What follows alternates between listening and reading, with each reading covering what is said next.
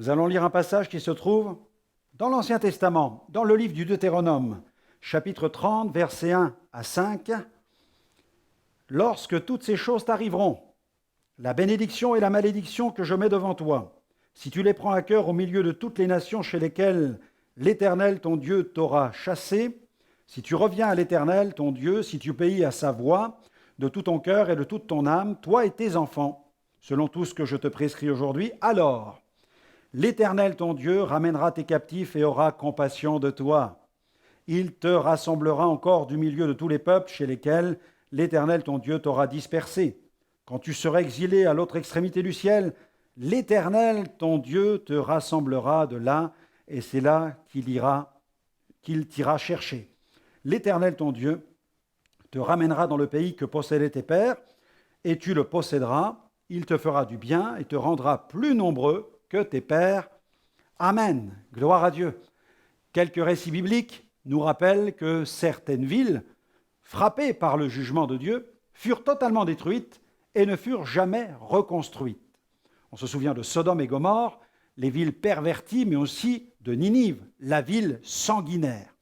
Et s'il est vrai que les Ninivites furent touchés par le message de repentance proclamé par Jonas, ce temps de grâce ne fut qu'un sursis de courte durée, car 2 siècles plus tard, le jugement frappa la ville au cou raide.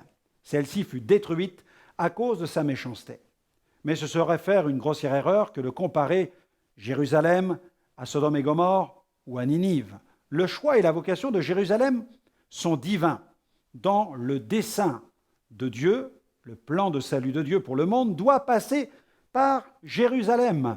C'est en Israël que l'Éternel avait planifié que le Messie naisse, qu'il exerce son ministère, et c'est à Jérusalem qu'il devait mourir sur la croix pour les péchés de l'humanité. Il fallait donc que la ville se relève de ses cendres. Et ce fardeau n'était pas seulement celui de Néhémie, mais aussi celui de Dieu. Néhémie fut donc choisi par Dieu pour accomplir cette tâche. Il mit immédiatement en œuvre tout un plan de restauration des murailles et des portes. C'est ainsi que la ville se repeupla, retrouva sa puissance, sa majesté et sa gloire. Elle accueillit ceux qui revinrent de captivité. L'Église de Jésus-Christ doit tirer les leçons de ce livre. Plus que jamais, elle doit veiller sur ses murailles et sur ses portes, car des envahisseurs sont à ses portes. À mesure que nous nous approchons de la fin, l'ennemi va multiplier le nombre de ses traits enflammés pour les diriger contre l'Église. Déjà, un grand nombre de ces traits se plantent dans ses portes. Il s'agit de doctrines de démons, d'hérésies répandues par des hordes de faux prophètes et de faux docteurs qui portent la marque de la flétrissure dans leur conscience. Dès le début de l'ère chrétienne, poussé par l'Esprit, Jude n'a pas hésité à condamner cette lourde menace qui pèse sur l'intégrité de l'Église. Jude, verset 4. « Car il s'est glissé parmi vous certains hommes, dont la condamnation est écrite depuis longtemps, impies qui changent en dérèglement la grâce de notre Dieu et qui renient notre seul Maître et Seigneur Jésus-Christ. » Jude 1, verset 4. Le Seigneur n'avait-il pas annoncé ces temps d'apostasie ? Une dévastation sauvage prend place sur certaines parties des murailles de l'Église. Certaines de ses portes prennent feu et s'embrasent d'un feu étranger. Il convient donc pour l'enfant de Dieu, désireux de rester debout, de veiller sur la muraille. Le combat est spirituel et il nous faut combattre pour la très sainte foi.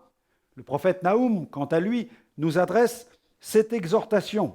Il écrit ceci: « Le destructeur marche contre toi, garde la forteresse, veille sur la route, affermis tes reins, recueille toute ta force. » Naoum chapitre 2, verset 1. Que les fidèles enseignements du Christ soient vraiment dans nos cœurs et que les fidèles aux enseignements du Christ s'arment de cette promesse annoncée par Jésus.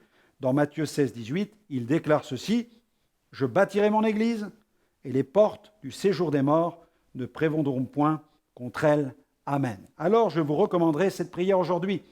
Donne-moi d'être vigilant, Seigneur, de veiller et de prier pour notre assemblée, que le péché ne rentre pas dans mon église. Protège-moi, que le péché n'entre pas dans mon assemblée et que le péché n'entre pas dans l'église du Seigneur. Protège ton église, Seigneur. Amen.